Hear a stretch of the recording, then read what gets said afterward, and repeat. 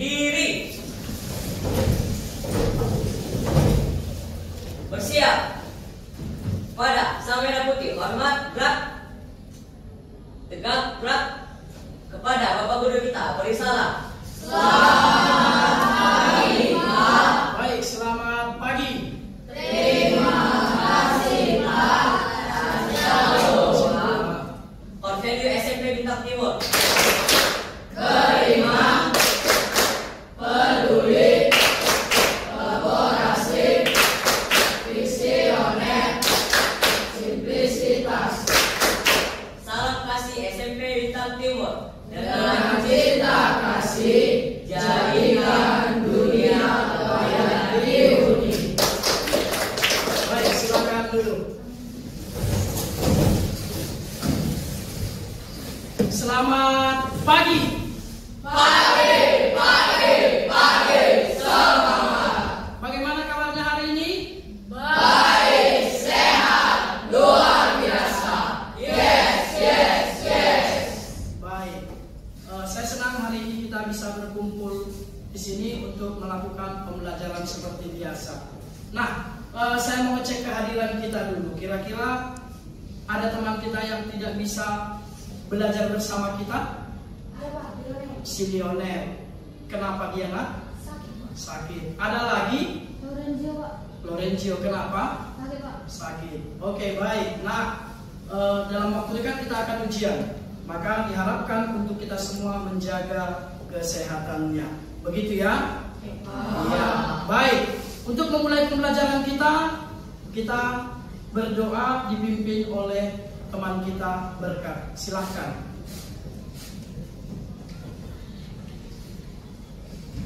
Sebelum dimulai pembelajaran kita, marilah kita berdoa. Ya Tuhan, berkatilah kami ya Tuhan, kami belajar. Semoga pembelajaran yang diberikan Pak Des masuk ke kepala kami.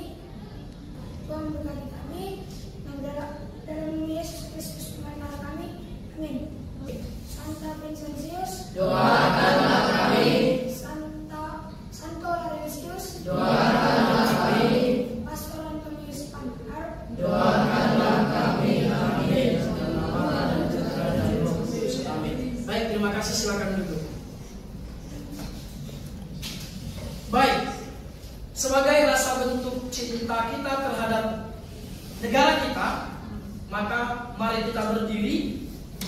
Kita bersama-sama menyanyikan lagu Indonesia Raya. Indonesia, tanah airku, tanah tumpah darahku. Di sanalah aku berdiri, jadi pandu hidupku. Indonesia, kebangsaan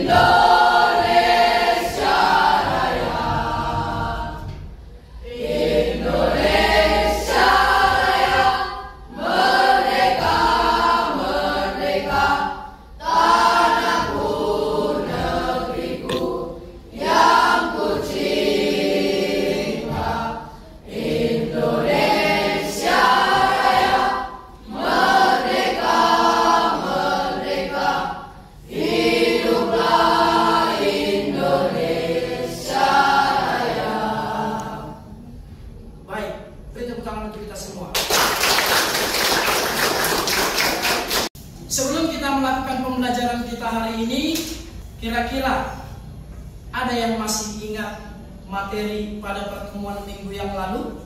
Saya Pak. Ya, silakan Steve. Pertemuan kita minggu lalu membahas tentang coding dan kecerdasan artifisial Pak. Iya, baik. Tepuk tangan untuk Steve. Baik. Ya. Pada materi kita minggu lalu kita sudah belajar mengenal coding dan kecerdasan artifisial. Nah, untuk pertemuan kita hari ini, kita akan belajar tentang berpikir komputasional. Adapun tujuan dari pembelajaran kita tentang berpikir komputasional adalah yang pertama, kalian mampu menjelaskan 4 pilar berpikir komputasional. Kemudian yang kedua, kalian dapat menerapkan konsep berpikir komputasional. Bagaimana cara kita menyelesaikan masalah sehari-hari? Misalnya, saat Anda lupa membawa bekal ke sekolah. Ayo, siapa kira-kira? Ya, silakan nak. Menelepon orang tua, silakan. Jajan ke kantin. Pinjam uang ke teman Pak. Minjam uang ke teman. Ada yang langsung pulang? Pulang ke rumah. Ya, baik. Nah, jika kita dihadapkan dengan permasalahan, maka kita langsung secara otomatis berpikir bagaimana cara menyelesaikan masalah tersebut. Nah, sekarang pertanyaannya adalah, apakah cara yang kalian gunakan sudah dengan metode berpikir komputasional? Apa itu berpikir komputasional? Ayo, sama-sama. Berpikir komputasional adalah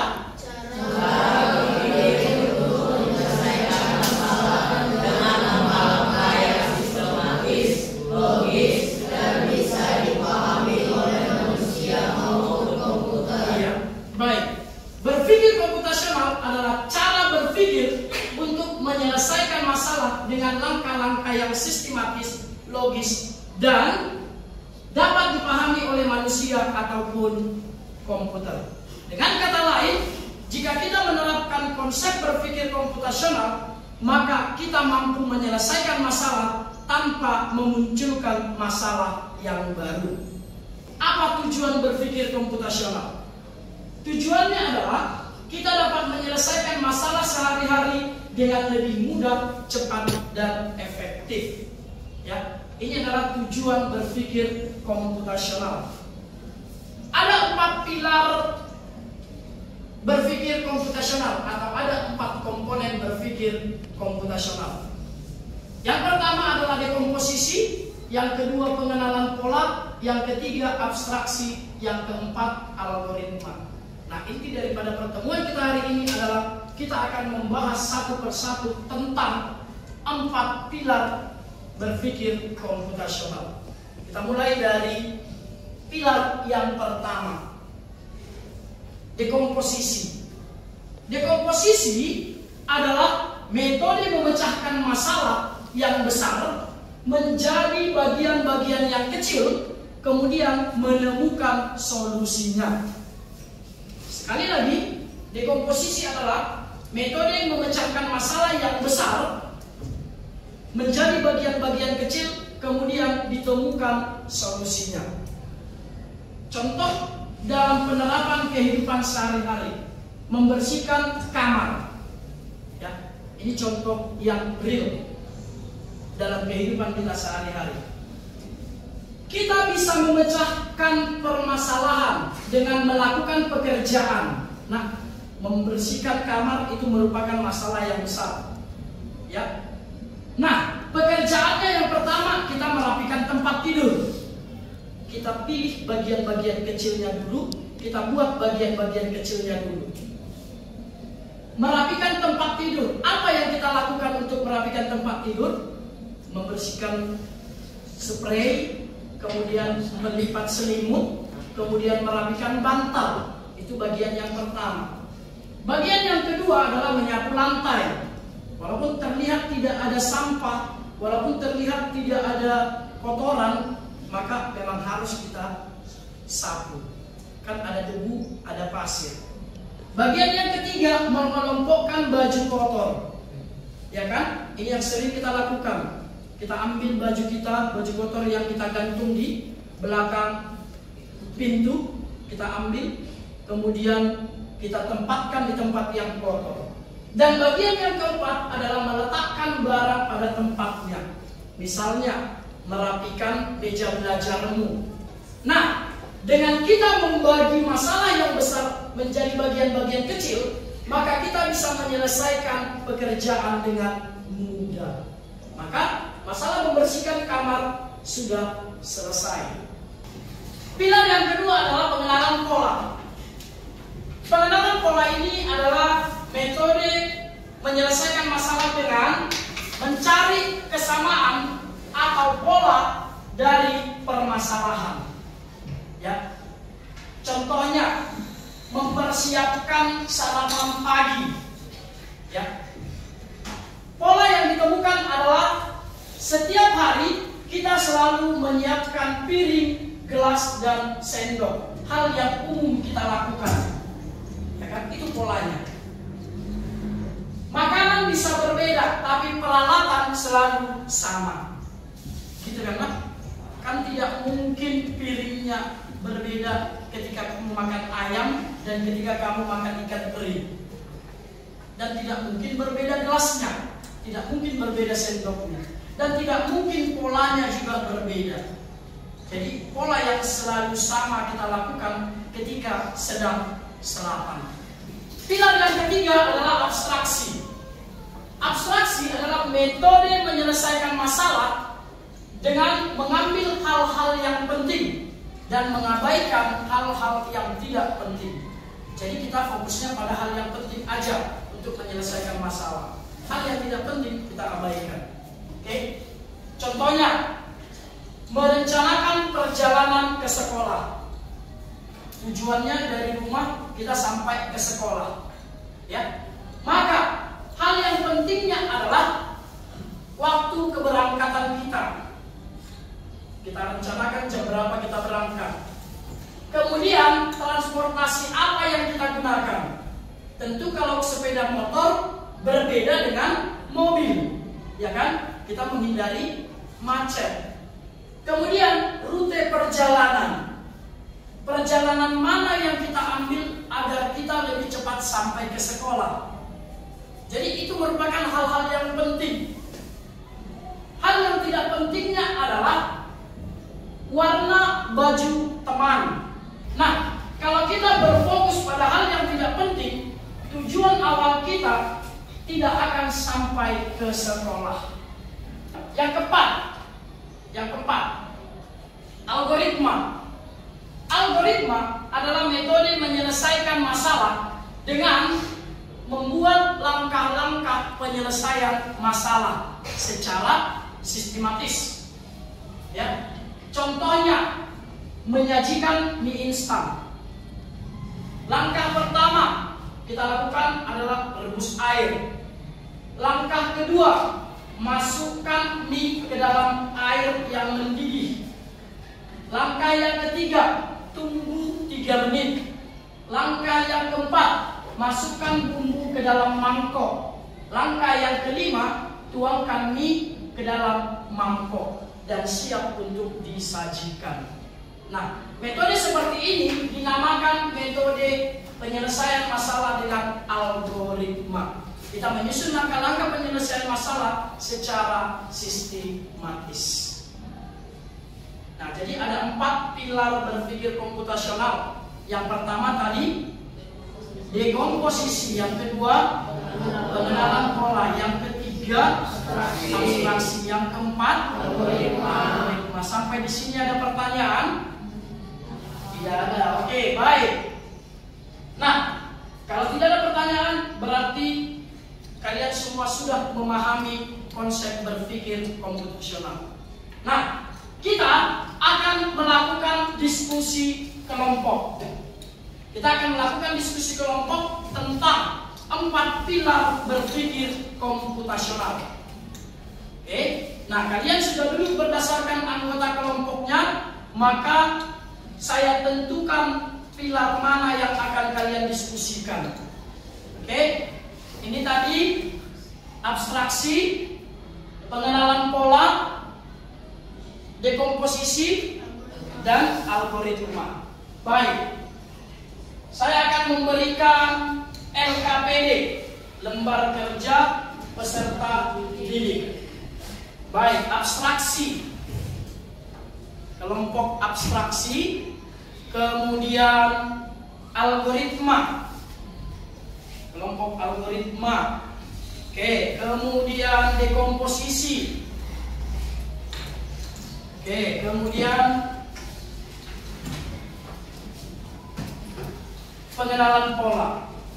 Baik, silakan kalian lakukan diskusi tentang berpikir komputasional, penerapan dalam kehidupan sehari-hari.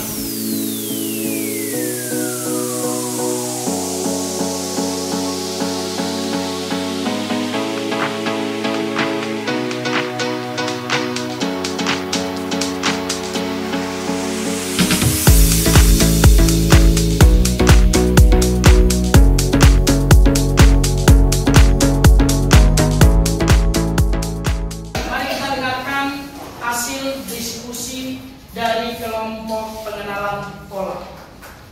Selamat pagi. Pagi, semangat. Di sini saya jadi perwakilan dari kelompok pengenalan pola, ingin mempresentasikan hasil dari kerja kelompok kami, yaitu mengelompokkan hewan-hewan berdasarkan jenis dan makanannya. Sebelum itu, saya ingin menunjukkan gambar dari yang ingin kami diskusikan. Di sini ada gambarnya. Lalu kami mengelompokkannya dengan jawaban sebagai berikut. Jawaban kelompok. Kelompok 1 ada hewan herbivora. Herbivora isinya ada sapi, kambing, dan kuda. Kelompok hewan kedua ada karnivora. Isinya ada singa, harimau, dan kucing. Refleksi dari kelompok. Refleksi yang kami dapat dari kerja kelompok tadi adalah pilar mana yang paling mudah dipahami. Kami menjawab dekomposisi karena hanya memecah langkah-langkah. Lalu, bagaimana 4 pilar berpikir komputasional bisa membantu kalian di kehidupan sehari-hari? Jawaban kelompok adalah membantu menyelesaikan masalah sehari-hari dengan cara lebih teratur, efisien, dan mudah dipahami. Sekian dari kerja kelompok kami dan hasil dari kerja kelompok kami ucapkan terima kasih. Baik, berikutnya kelompok abstraksi, silakan menyampaikan hasil diskusinya.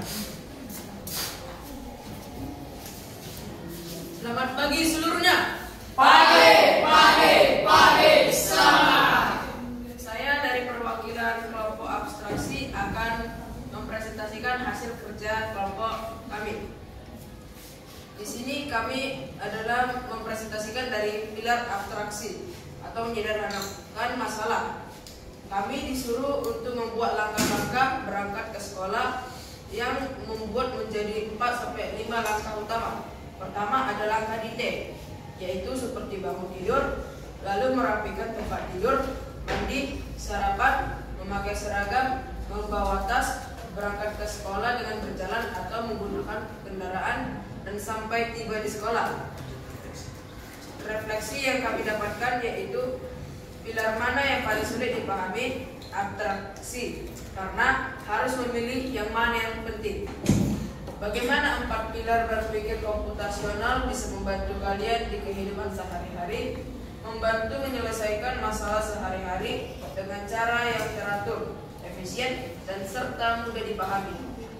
Demikianlah hasil dari presentasi saya. Terima kasih. Baik, berikut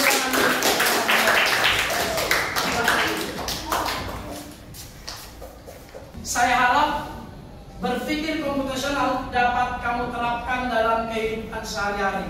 Beri tepuk tangan untuk kita semua. Nah,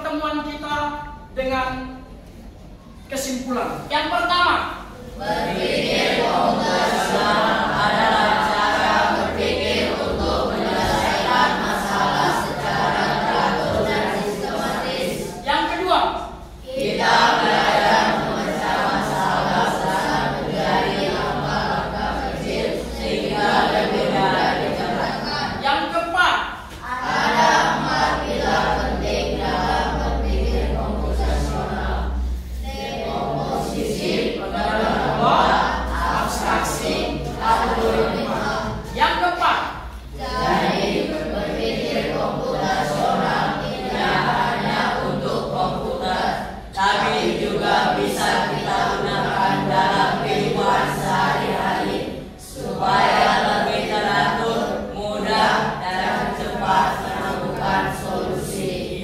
Jadi berpikir komputasional tidak hanya untuk komputer, tetapi bisa kita gunakan dalam kehidupan sehari-hari supaya lebih teratur, mudah, dan dapat menemukan solusinya.